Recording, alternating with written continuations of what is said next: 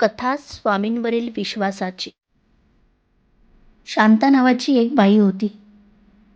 नवरा गेला, मुलगा लहान, आयुष्याने खूप मार दिलेला. तिच्याकडे एकच आधार होता आणि तो म्हणजे घरातल्या कोपऱ्यात ठेवलेला श्री स्वामी समर्थांचा फोटो. ती दररोज म्हणायची, स्वामी, आज खूप थकलंय मन, आणि काहीही उत्तर न मिळताच कामाला लागायचे. एक दिवस तिचा मुलगा अचानक आजारी पडला. डॉक्टर म्हणाले, आजच औषध मिळालं नाही ना तर धोका आहे. तिच्याकडे एकही पैसा नव्हता. ती मंदिरात गेली आणि आज पहिल्यांदाच तिचा आवाज थरथरला. डोळ्यातून पाणी वाहिलं.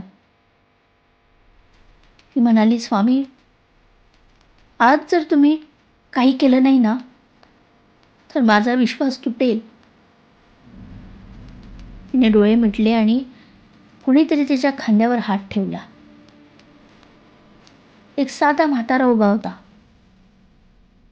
आणि तो म्हणाला, हे घे पैसे आणि औषधं घे. ती काहीही बोलायच्या आधीच तो तिथून निघून गेला. ती औषध घेऊन धावत धावत घरी आली आणि तिचा मुलगा वाचला. दुसऱ्या दिवशी ती धन्यवाद द्यायला म्हणून मंदिरात गेली, पण तो म्हातारा कुठे दिसलाच नाही. आणि तेव्हाच तिने पाहिलं, मंदिरातल्या स्वामींच्या मूर्तीवर तोच चेहरा, तोच हात आणि तीच नजर. तिचे हात आपोआप जोडले गेले. तेव्हा तिला कळलं की स्वामी बोलत नाहीत, पण गरज पडली की ते स्वतः चालत येतात. श्री स्वामी समर्थ.